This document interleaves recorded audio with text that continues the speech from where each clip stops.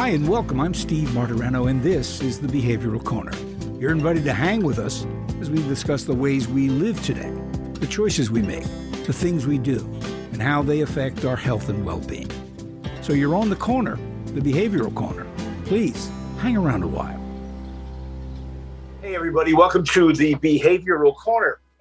Here we are hanging again at the intersection of what's going on and what kind of shape are we all in. Hi, I'm Steve Martirano, and what I do is I stand here on the Behavioral Corner, and as luck would have it, I always run into interesting people who have great things to share with us, essentially about the way we behave and the choices we make and the results of all that stuff, because it contributes to our behavioral health, and that's what we're here to talk about.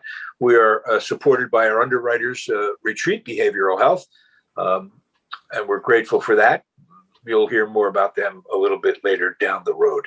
So here's what we're talking about today, because October, you may or may not be aware, has been designated for the past few years anyway as a month set aside where we take a look at bullying and anti-bullying measures. We raise awareness about bullying and try to obviously prevent it. So we're going to take a look at that because it's a very big issue. Kids are now finally, for the most part, back to school after the pandemic. Incidentally, bullying did not stop during the period when they were not in class. We'll find out about that ahead. But we have a great expert in this field to talk to us. But before I introduce Leah to you, I just wanted to start by saying the sea change in our attitude towards and our activities towards bullying has been nothing short of dramatic. It is a relatively new phenomenon or development in terms of what goes on in children's lives. And I say relatively new, frame it in my context. When I went to school 200 years ago, and I think many people have this experience, bullying was always present. There have always been bullies and their victims. The difference growing up for me was, while it was regrettable and to be avoided and bad, it was also considered, well, a rite of passage. And in fact, a learning experience. You got to stand up to bullies. It'll be a real valuable experience. And then something changed. Something very dramatic changed in the culture. And we said, no, that's not enough help. We need to get more involved. So to that end, we welcome Aaliyah Galkowski with us. She has been in the field of working towards making schools safer for a couple of decades now. She is with the Center for Safe Schools, and we welcome her to talk about bullying. Leah, good day. How are you? I'm good. How are you doing today? Well, I'm good. Did I get most of that right about the attitude change and bullying over the years? Well, what I can tell you from the research is we found out that it's not just a rite of passage, that the impacts are lifelong from bullying behavior. So I think one of the biggest change is, thanks to the research, we discovered that the impacts don't go away, and there are significant impacts from bullying behavior. And we know a little bit more about that. Actually, Dr. Dan Alveus, started his research back in the 70s on bullying behavior in Norway. And we have a lot of information, some big research projects in Pennsylvania, actually, about the impacts of bullying. And we know more now. I think the change is we've learned. That we've done the research, we've done the studies. We know that bullying has significant impacts on behavioral and mental health, and we know that we need to do something about it. And you're absolutely right. Just you yourself being able to stand up to a bully doesn't always stop that behavior. So we need those supports from bystanders and the adults. The adults are the key. We need the support from the adults who witness it or know about it to be able to stop the behavior. If we could stop it if children could stop it on their own, they would. It wouldn't happen anymore. And we found that that's just not the case. Yeah, it's fascinating about why they can't, because I guess they're not equipped. We'll find out more. There's so many questions your comments just raised for me. I do want to talk about the Alveus program, because I know you guys are dedicated and advocates for that. It's fascinating stuff. I've read them. Started in Norway. The techniques are amazing. Some of the findings, and these are evidence-based findings, have been remarkable about what works and what doesn't work. I want to get to that ahead. Just briefly about the Center for Safe Schools. Tell me about the organization. They're right here in the Commonwealth of Pennsylvania, right? Absolutely. We're based in Camp Hill, but we honestly work all over Pennsylvania and beyond the borders of Pennsylvania. For actually over 2 decades now, almost 3 decades, the Center for Safe Schools has been committed to developing creative and effective solutions to problems that disrupt the educational process and affect school safety. We have tons of training opportunities available, but we're also, we work directly with schools. We work with community youth organizations. We provide to help maintain and provide safe, productive learning environments. And we know that learning environment expands beyond the brick and mortar schools. So, we expand our opportunities for professional development beyond those walls. Yeah, I've been to your website. I would urge people who are in the education field, or just parents who want to know who can help, to take a look at the center's website. It is it's robust. It's comprehensive. There's a lot of material there. We're focusing on the anti-bullying aspect of what you guys do. So let's begin there, where I always begin. When we talk about bullying, Leah, what are we talking about? What's bullying? When I talk about bullying behavior, I tend to use Dr. Olveus's definition. So his definition is when someone repeatedly or on purpose does mean or hurtful things to another person who has a hard time defending him or herself. And there's 3 key elements of that definition that are important to talk about. One of those is repeatedly. It happens more than once or often in different locations, or by more than one individual. The other thing is that it is purposeful, it is intentional, and unfortunately, the person who's being bullied has a hard time defending him or herself. Yeah, the intentionality is interesting. Does the Olveus technique take a look at the? Yeah, I'm sure it does, but tell us in what way. Take a look at the person bullying, because I think the focus from the public generally is the victim. What can we do for the victim? What can we do for persons being harassed? The bully needs help too, don't they? Absolutely. And that's one of the reasons that the Olveus Bullying Prevention Program is effective. And other research-based programs are effective is that they focus on the whole school environment. And it's not just the child who's being bullied. Everybody in the school plays a role in preventing bullying and intervening in bullying incidents that happen. Mm-hmm. So we're talking to the child who's doing the bullying about that behavior, that it's not okay, it's not acceptable, and there are consequences for that behavior. We're also talking to the students or the children who are bystanders, who see it happen, who don't exactly know what to do about it, or who want to do something and don't know what that is. So a program like OBPP, and I'll say that from now on because it's a little hard to say, the Olveus Bullying Prevention Program over and over. We want to talk to the bystanders. So what can you do? What do you feel comfortable doing? Sue Ellen Freed has it, and it's on our website if you take a look at it, has a what's called the continuum of bystander behavior, which is an excellent way to look at bystander behavior. You have the child who's the defender, who's very comfortable going in and saying, that's not okay, you can't do that. We don't do that in our school building, we don't do that in our community youth organization. But honestly, that's not the majority of kids. That's not the majority of people who witness bullying behavior. There's lots of people along that spectrum.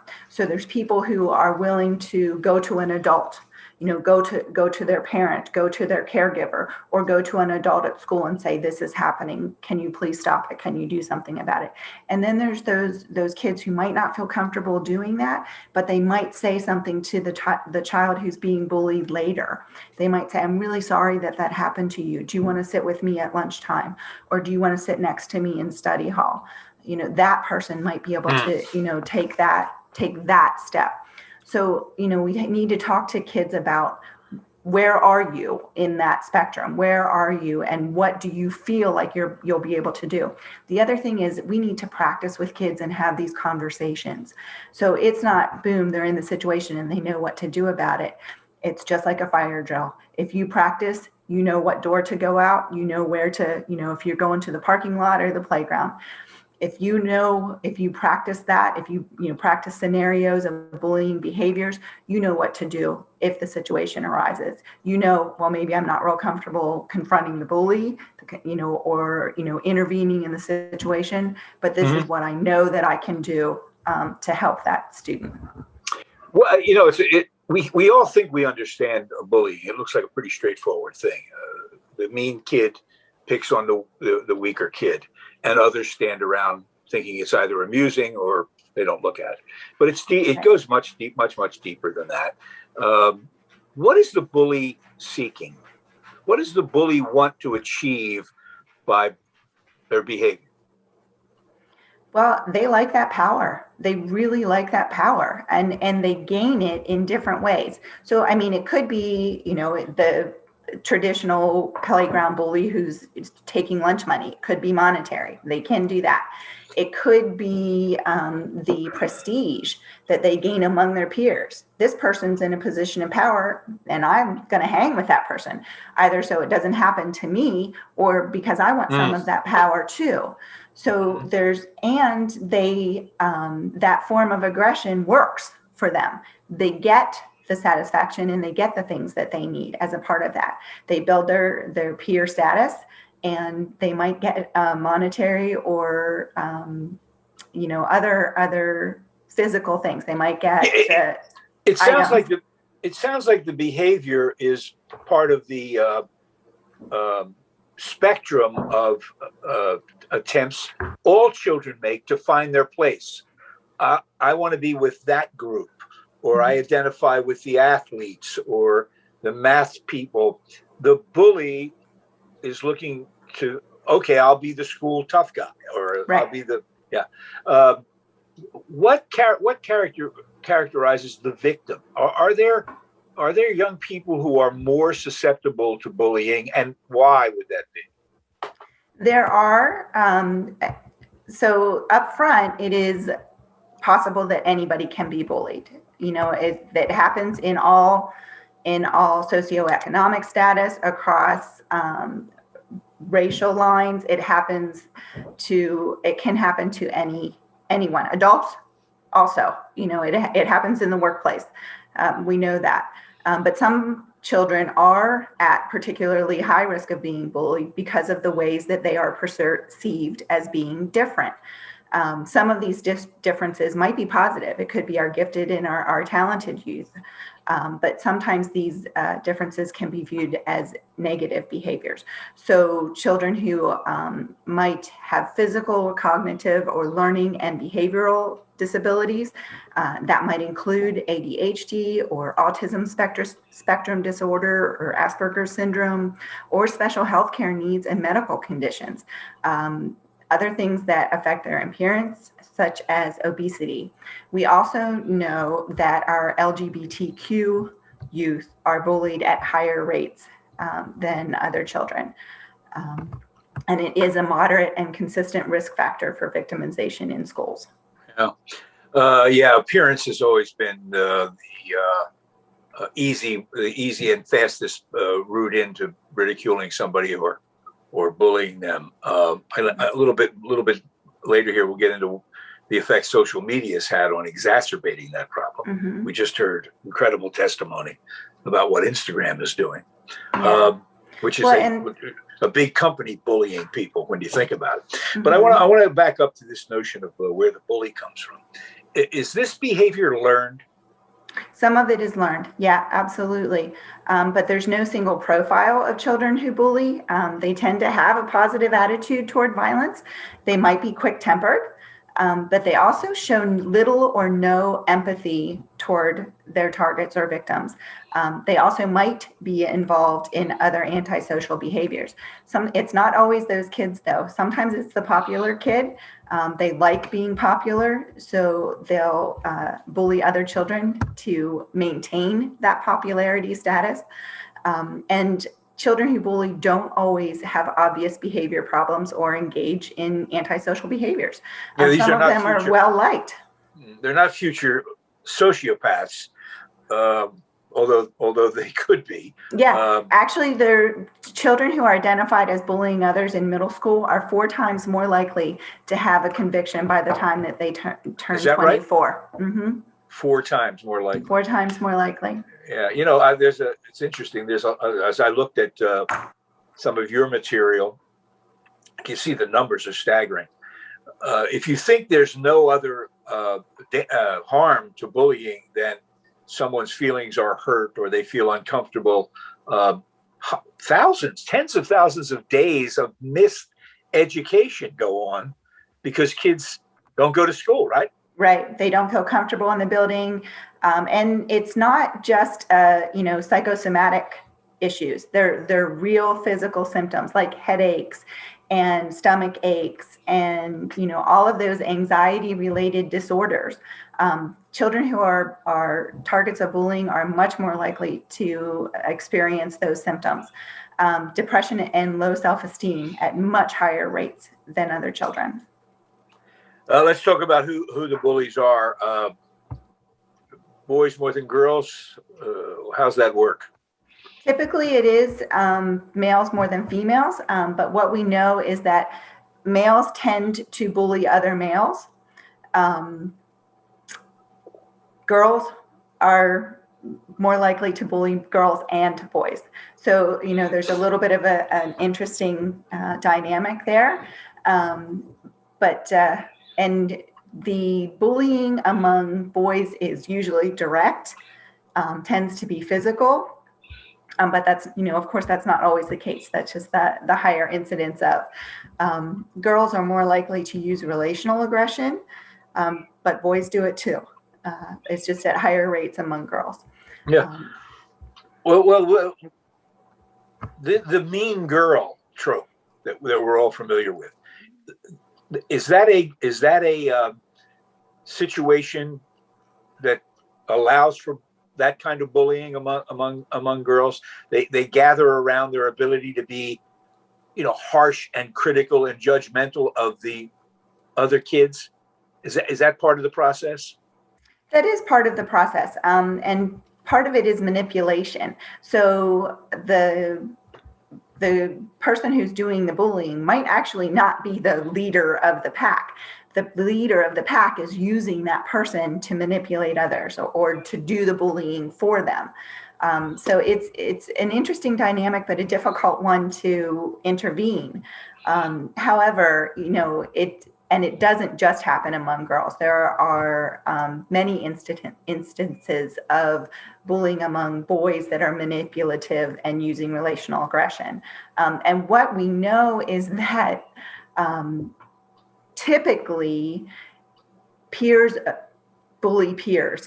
So they don't tend to go outside their peer group. That does happen. There are kids on the margins that groups or single individuals will target for bullying behavior. But typically, most bullying happens among a group of peers. Oh, that surprises me because I would have guessed that bullies punch down. Mm-hmm. Not necessarily. No, not true. Mm-mm. What? There's less status in doing that than keeping it in the family. Yeah. Because they're trying to impress certain people. Right. They want to gain status. They want to gain, gain the power in that group. Right? Yeah. Bullying is all about the power imbalance, is gaining that power. So that's what they're looking for.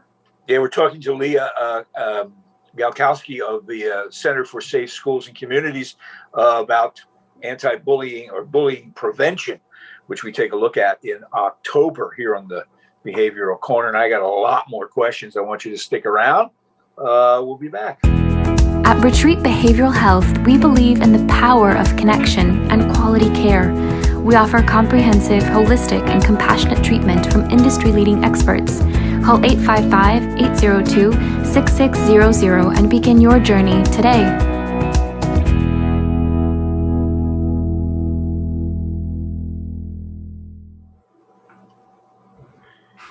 Okay, so we're back here on the Behavioral Corner. We're talking with Aaliyah Galkowski about bullying and anti-bullying measures. You know, the cliche, Leah, about it takes a village to raise a child.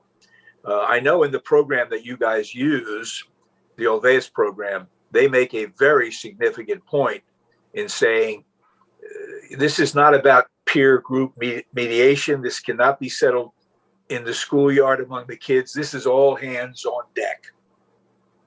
Tell us about when that program is employed, who the stakeholders are and how you approach them to fight bullying. Well, it's actually everyone. Everyone's a stakeholder. So the program works when everybody is on the same page. That's actually the case in any evidence-based program, is everybody has to be involved. It can't just be done in one classroom or even in one grade. These are our programs, including the Olveas Bullying Prevention Program, that are school-wide approaches. And even better when you can bring in a community youth organization where the kids go after school. You know, so spreading that message, talking the same language across the school and then outside its borders, where the kids go, make the program more effective. So when you focus on the whole school environment, and typically what happens is a committee is developed within the building or within the school to talk about the implementation of the program. So they're trained, they understand the language, they develop policies and procedures based around those elements that make it effective, and work together to implement the program. It's not somebody coming outside and handing you a book and saying, this is what you do. It's developing that program and the practices from the ground up. You know, what works for everybody, and making sure that everybody is trained and understands all of those elements that we've just talked about in bullying behavior. You know, what's the definition? What are the components that, you know, make the most impact? Why is it important? Why should we do something about this? All of those elements go into building an effective program. It's so deeply and so well thought now. As I said, this program is decades old now. It's been successful all over the world. One of the things that struck me immediately when reading about it was they right away say, look, this cannot be peer mediated. Mm-hmm. I think educators and parents took a lot of comfort in the notion of, well, this is the kids solving their own problems, mm-hmm. and it's one-to-one, and you know, and Olveas says no, it doesn't work in bullying. Why doesn't it work? It's all based on that power imbalance. If we're putting a peer in the position of trying to impact that power imbalance, they're on that same level. They're not going to be able to impact that power imbalance. It takes an adult. It takes an adult intervening and saying that this is not okay. We're mm-hmm. not going to accept this behavior, and there are consequences. Right. Someone is wrong here, mm-hmm. and we're here to identify who that is, and then deal with the behavior. Right. That one struck me as, you know, it's interesting. It takes a long time to realize something so very obvious. Yeah. And people want to stay away from the word bullying. Okay. So it's, you know, we can address it. We do want to stay away from it, but that's not the case. You have to identify that behavior. So knocking their books out of their hands or calling them a mean name, that's bullying. Those behaviors are bullying, and it's not okay. And it's not acceptable. It's also clearly identifying to students that behavior equals bullying, and it's not okay. I can't just say that, you know, bullying, we don't allow bullying. Well, what does bullying look like? Going over those definitions, understanding that behavior is bullying and it's not okay. Yeah. Are there situations where people complain about teachers exhibiting bullying behavior?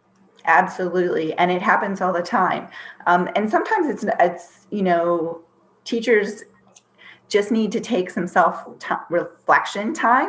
That's actually one of the components that's very effective in the Olveas Bullying Prevention Program, is there's a moment when we sit back and we look at teacher behavior. Some of us as adults use sarcasm daily. Sarcasm doesn't work, especially with elementary age students. they don't understand it. It's not in their brain development capacity to understand. So it's not something that you can use in elementary school. So very well-meaning educators, have to take a look. Well, this is how I do, this is how I need to change my own behavior. Yeah. The tools available for someone to bully are varied and not always obvious. We think of bullying as a physical activity. You mentioned knocking books down and threatening violence, but language is a huge bludgeon to terrorize people. And adults are very good at doing that as well. Let me ask you now, by the way, before we move on, the Olveus, which is a program that you guys advocate and use, this is a program that school districts pay for, correct? That's correct. I'm a trainer in the Olveus Bullying Prevention Program. I'm also an Olveus Technical Assistance Consultant, which really just means that I mentor new trainers through the certification process. I just help them get started in the program and train their own schools or other organizations until they reach a level of certification. And in your experience, what have school districts done? They've added it to their budget, or have they had to have fundraisers? It's not an inexpensive program, but certainly it's absolutely worth it if you can demonstrate some results, and they have. So how do they typically fund these things? Well, a lot of times, and especially in Pennsylvania, there are grant opportunities. Olveus is not, it's not super cheap to implement, but it's not one of the most expensive programs. So I would say it's in the middle range. But it is one of those programs that it's really just startup costs to implement. And then over time, it's much more sustainable financially. Yeah. It's the initial training and getting the teachers trained and doing the initial surveying, getting the initial materials that are, where your costs are. And after that process, what hopefully has happened is that the culture and attitude and awareness of bullying is now part of the overall environment of the school. By the way, for those of you who want more information about Olveus, it's spelled spell it for me. O-L. It's O-L-W-E-U-S. Yeah. Dr. Olveus was Swedish, so that W for us in the English language is a V. Yeah. But he developed his program in Norway after he did his research. Yeah, I can tell you from the brief stuff I've read about it, it's remarkable, and they they claim they have numbers. They can show dramatic improvement in the environment in schools, not only bullying but the whole environment of safety. So. And they've been around for a while, so it's very impressive. Can I, in the final couple of minutes we have, Leah, talk about the return to school now? It was a year when lots of kids were being taught virtually. What was the impact on bullying in that context? I mean, there wasn't any physical contact, but so did bullying go away? No, it didn't. And unfortunately, what we're seeing is that the kids who are returning to school are picking right up where they left off. So while we probably, and I don't have the data at this point because it's not all in, we'll see an uptick in cyberbullying over the 2020-21 school year. What I'm afraid we're going to see is a significant uptick in physical and direct bullying in the 2021-22 school year because kids are back in person. Some of the calls that we receive and some of the information that we receive are that things didn't really change in the school environment and things are going right back to where they left off. And further on the idea of virtual connection, the whole social media environment that young people are now born into has had a significant impact on this kind of behavior, hasn't it? Yeah. But what we know from the research is that cyberbullying or electronic bullying is not the biggest chunk of bullying behavior. It is the direct in-person bullying that is the much more significant percentage of bullying incidents. Yeah. And finally, we all saw or had the opportunity to see the testimony about Facebook's lack of responsibility, according to the whistleblower. with regard to the effect that their platform and others are having on young people. I wonder if you have a comment about her particularly sharp criticism and the internal documents of Facebook themselves on what Instagram's impact was on particularly young women. It's a form of bullying when you bombard somebody with the images of beauty that are unattainable. Is that a fair way to look at it? Yeah, I think so. I don't have a whole lot of information. What I can tell you is that Facebook has been responsive when they're notified, when they're given specific information. Children are reluctant to report that information because they're afraid that they will lose their electronic communication. So they don't report it. They don't want to bring it to their beloved adults' attention because they're afraid that that person is going to take away their phone or take away their computer if they find out that negative behavior is happening. However, when the information is brought to the attention of the right person, the Facebook post comes down or the Instagram account comes down. Actually had a circumstance that was reported to us that I reported, and the posts came down. So sometimes we want to say that these things are awful, and they do happen, and I totally believe that they do happen. That the images that are posted out there are not what is every day, what is real, what is legitimate. But when we take the proper steps, and I think that's the important thing, we have to take that extra step. We as the adult have to go that next line of communication or that next step on the hierarchy and do the reporting, take the post down, make sure that it's reported to the right people, law enforcement if necessary, the Attorney General's office if necessary. Well, that's certainly the message of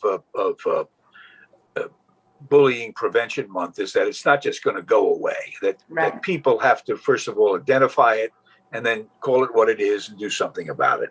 That's certainly what our guest, Aaliyah Galkowski, has been here doing for over 20 years now at the Center for Safe Schools. She's a coordinator there. We thank her for her time. Leah, if people want more information about your group, they can just go to your website. What's the address of that, or a phone number as well? It's safeschools.info, safeschools.info. And my phone number, I'll be happy to give you my direct line. It's 717-763-1661, extension 152. Leah, thanks so much for joining us. We will have that information up on the Behavioral Health Corner website. And you're such a great resource, you guys. You have so many other topics. I hope we can do this again sometime real soon. Absolutely. I do have a couple of other websites in addition to ours that are very helpful that I can pass along to you if you would post those. You know what? You do that. We'll put them up on the site, and when we post the interview with you, we can have them right there for people. That's what we appreciate. Hey, everybody! Thanks so much. Thanks, Leah. Don't forget, how the deal works. Follow us on all those places, and like us in the other places as well, Facebook and all the rest. And look for us next time here on the Behavioral Corner. Have a good day. Bye.